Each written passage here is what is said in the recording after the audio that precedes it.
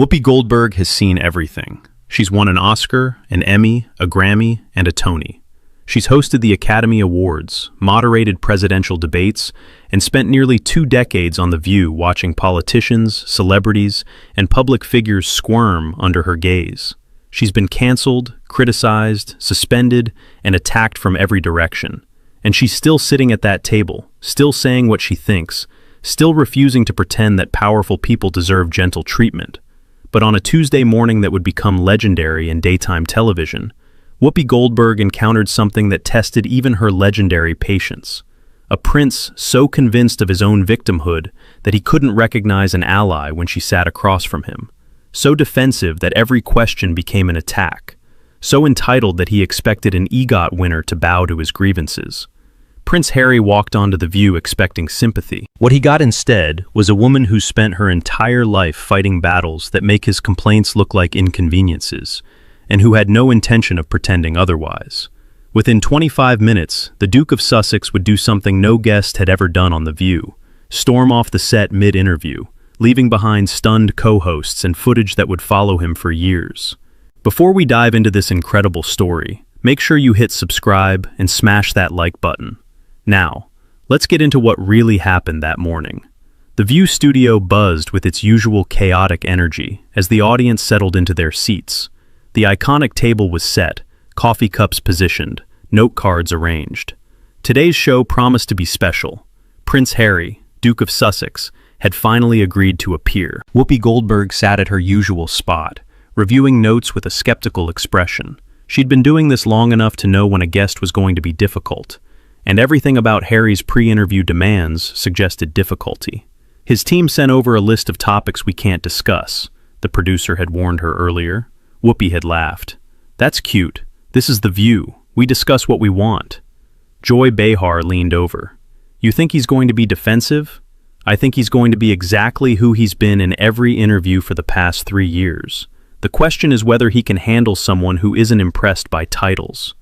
The theme music played, the lights went up, and the show began. Welcome back to The View. We have a very special guest today, Prince Harry, the Duke of Sussex. He's here to talk about his foundation work and his life in America.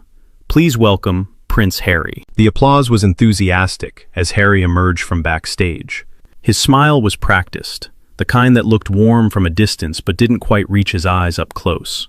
He crossed the stage, shook hands with the co-hosts, and settled into the guest chair with a posture that somehow managed to convey both relaxation and tension simultaneously. "Harry, thank you for being here," Whoopi said, her voice carrying its characteristic blend of warmth and directness. "Thanks for having me," Harry replied. But there was something in his tone, a guardedness that seemed premature, given that nothing had happened yet. "So, let's start with the basics. How are you? Really? Not the PR answer, the real answer." Harry tilted his head slightly, his expression shifting to something almost condescending. "I'm wonderful, thriving actually, though I find it interesting that everyone asks me that like they expect a different answer." Whoopi's eyebrows rose slightly. "I ask because you've been through a lot. It's a genuine question, no hidden agenda. In my experience, there's always an agenda. In your experience with me, we've never met." Harry paused, seeming to realize he'd started off on the wrong foot. "I didn't mean you specifically. I meant generally. Generally, I'm just a woman asking a man how he's doing. If that feels like an agenda, we might have a long morning." The audience chuckled. Joy and the other co-hosts exchanged glances. Harry shifted in his seat, trying to recalibrate. "I'm doing well, really well. America has been good for us." "Good how?" Whoopi pressed. "Good in that we have freedom here. Freedom to make our own choices, live our own lives, raise our children without constant institutional pressure." Whoopi nodded thoughtfully. "Freedom's important, though I'd argue most Americans don't have the kind of freedom that comes with a $100 million Netflix deal and a Montecito mansion. Your freedom is a very specific kind." Harry's expression cooled. "I'm not sure what you're implying." "I'm not implying anything. I'm stating. You have a level of financial security that most people watching this show will never experience. Your freedom is real, but it's also cushioned in ways that most people's isn't. That's worth acknowledging." "I've acknowledged my privilege many times. Have you? Because every interview I've seen focuses on what you've lost, not what you have. The palaces you left, the family you lost, the scrutiny you've faced. Those are real losses, but the gains don't seem to get equal airtime. Harry's jaw tightened. The gains are obvious. The losses need to be explained. Maybe. Or maybe the losses get more attention because they generate more sympathy, and sympathy generates more interest, and interest generates more revenue. The audience stirred. Whoopi had touched something real, the commercial value of victimhood. Joy Behar leaned in. Whoopi, let's give him a chance to... I'm giving him a chance. I'm giving him a chance to explain why every public appearance focuses on suffering, when he's clearly living a life most people would envy. Harry's voice took on an edge. Because the suffering was real, is real. You don't escape trauma by moving to a different country. No, you don't. But you also don't process trauma by constantly performing it for audiences. At some point, the performance becomes the problem. Harry leaned forward, his composure cracking slightly. This isn't performance, this is honesty. It can be both, Whoopi replied calmly. You can be honestly traumatized and also strategically sharing that trauma for commercial purposes. Those things aren't mutually exclusive. I'm not here for commercial purposes. You have a book to sell, a foundation to promote, a public image to maintain. Those are all commercial purposes. There's nothing wrong with that. Everyone on this show has commercial purposes, but let's not pretend this is purely therapeutic. Harry's face reddened. I'm trying to help people. Sharing my story helps people who've gone through similar things. Does it? Or does it help you? Because helping people and helping yourself can look very similar from the outside, and I'm not sure which one is primary for you. That's incredibly cynical. I've been in this business for 40 years. I've seen a lot of people claim they're helping others, while primarily helping themselves. Cynicism is earned. Sarah Haynes tried to intervene. Harry, why don't you tell us about the foundation work? I'd like to finish this point, Harry interrupted, his voice sharp. Whoopi, you're accusing me of being self-serving while doing exactly what you accuse me of, using my appearance on your show to create controversy and generate ratings. Whoopi smiled slowly. The difference is, I'm not pretending otherwise. I know what I do. I know why I do it. I'm transparent about my commercial interests. Are you? Harry opened his mouth, then closed it. Whoopi continued. I ask hard questions because that's my job. I don't pretend I'm providing therapy or saving lives. I'm an entertainer who occasionally stumbles into journalism. What are you? I'm someone trying to make a difference. In what? Specifically? I keep hearing about making a difference and important work, but I never hear specifics. What difference have you made? What has actually changed because of your foundation? We're addressing systemic issues. Which ones? Name one systemic issue you've changed, not raised awareness about, actually changed. Harry went silent. Whoopi leaned back. That's what I thought. The studio had gone quiet.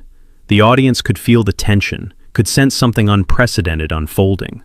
Joy Behar jumped in, trying to lighten the mood. Let's talk about something more personal. How's Megan? How are the kids? Harry's expression shifted immediately. Walls going up, defenses activated. I'd prefer not to discuss my family. Whoopi's eyebrows shot up. You'd prefer not to discuss the family you've been discussing on every platform available for 3 years? This interview is about me and my work. Your work includes your wife. Your foundation is joint. Your media appearances have been joint. Your story is joint. How can we discuss you without discussing her? By respecting my boundaries. Whoopi laughed, a genuine, surprised laugh. Boundaries? Harry, you published your family's private conversations in a best-selling memoir. You shared your wife's mental health struggles on international television. You've discussed your children's race, your father's parenting, your brother's marriage. Where were the boundaries then? That was my choice to share, and this is my choice to ask. You don't get to control the conversation, Harry. You can decide not to answer, but you can't decide what I ask. That's not how interviews work. Harry's voice dropped to something cold. This isn't an interview. This feels like an interrogation. It's questions. If basic questions feel like interrogation, maybe examine why. Because the questions are hostile. Which questions? I've asked how you're doing, what you're working on, and how your family is. Those are literally the warmest questions anyone could ask. If they feel hostile, the hostility is coming from somewhere else. Alyssa Farah Griffin tried to redirect. Harry, let's talk about your military service. That's something you've always been proud of. Harry seized the lifeline, his posture relaxing slightly. Yes, my time in the military was the most meaningful period of my life. It taught me discipline, purpose, genuine service. Whoopi nodded. I respect that. Military service is admirable. But help me understand something. You've talked about how the military gave you purpose. You've talked about how important service was to you. And then you left royal life, which is essentially a form of service, to pursue what exactly? Freedom, authenticity, the ability to live on my own terms. But living on your own terms isn't service. It's the opposite of service. Service means putting others' needs above your own. You chose to put your own needs first. That's valid, but it's not service. Harry's jaw flexed. I'm still serving. Through the foundation, through advocacy. You're serving yourself while claiming to serve others. There's a difference. When you were in the military, you followed orders. You did what was needed whether you wanted to or not. Now you only do what you want to do. That's not service. That's lifestyle. That's an unfair characterization, is it? What have you sacrificed since leaving the royal family? What have you given up that you actually wanted to keep? Harry stared at her. I gave up my family. You left your family. That's different from sacrifice. Sacrifice means losing something you want to keep. You wanted to leave. You've said so repeatedly. Where's the sacrifice? The sacrifice is living with that loss. The loss you chose. You're asking for sympathy for a decision you made voluntarily. That's not sacrifice. That's consequence. And consequences aren't the same as victimhood.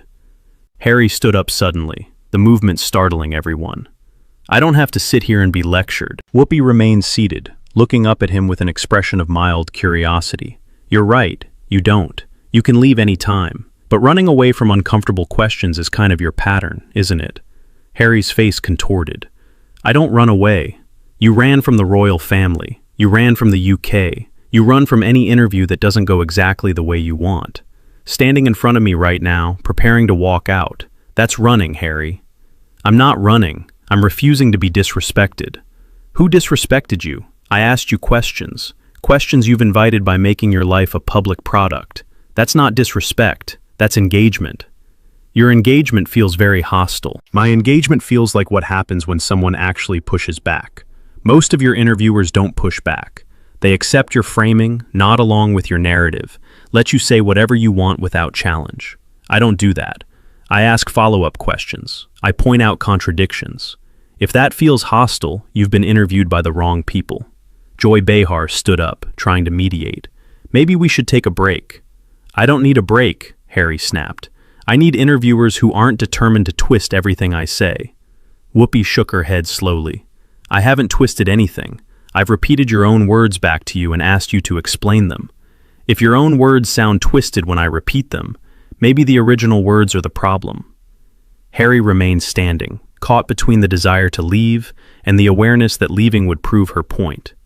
You don't understand what I've been through. Whoopi's expression shifted, becoming somehow both softer and more intense. Harry, I'm a black woman in America. I've been called every name you can imagine. I've been discriminated against, harassed, threatened. I've watched my community face violence, injustice, and systemic oppression for my entire life. I understand struggle. What I don't understand is someone with your advantages complaining like they have none. My advantages don't negate my suffering. No, but they contextualize it. When you complain about media intrusion while sitting in a mansion that media money bought, people notice. When you claim persecution while having platforms most people can only dream of, people notice. Context matters, Harry, and your context is extremely privileged, whether you want to acknowledge it or not. Harry's voice rose. I've never denied my privilege. You've never really acknowledged it either. Not genuinely. Every acknowledgement comes with a but. I'm privileged, but I suffered. I have advantages, but I've faced challenges. The but always erases everything that came before it. Because the challenges are real. So are the advantages. Why do the challenges always get more airtime? Why does every interview focus on what you've lost instead of what you have? Why is your public narrative centered on suffering when you're living a life most people would consider paradise? Harry sat back down heavily, seeming to deflate slightly. Because the suffering matters. Because people need to know the truth about these institutions. Whoopi leaned forward. What truth? That royal life is difficult? Everyone knew that. That the British press is vicious? Everyone knew that. That family relationships are complicated? Harry, that's not revelation, that's reality. What new truth have you actually shared that people didn't already know? That the institution is racist. You implied that without providing specifics that could be verified. You made accusations and then refused to elaborate. That's not truth-telling, that's insinuation. And insinuation doesn't hold up to scrutiny. Harry's composure had fully cracked now. His face was flushed, his hands gripping the arms of his chair. I protected the person who made those comments by not naming them. You protected someone while destroying everyone else's reputation with suspicion. Now everyone in your family is suspected. Is that better? Is blanket accusation more ethical than specific one? I was trying to preserve relationships. By publicly accusing your family of racism without saying who, that doesn't preserve relationships. It poisons all of them. Everyone wonders if they're the one you meant. Everyone feels accused. You've created more damage by being vague than you would have by being specific. Harry shook his head. You don't understand the dynamics. I understand dynamics plenty. I understand that vague accusations serve the accuser because they can't be disproven. I understand that keeping people guessing maintains your narrative control. I understand that specificity would require accountability you're not willing to accept. I'm not avoiding accountability. Then name the person, right now. You've already made the accusation public. The damage is done. Name them and let them respond. Harry went silent. Whoopi nodded slowly. That's what I thought. The accusation is useful. The truth is not. Harry stood up again, this time with finality. I'm done. This interview is over. Whoopi didn't rise. She just watched him with an expression that mixed disappointment with resignation. Of course it is. Every interview is over when you stop getting what you want. That's the pattern. Control or exit. And when you can't control, you exit. I'm exiting because you've been hostile from the start. I've been honest from the start. Those feel the same when you're not used to honesty. There's a difference between honesty and attack.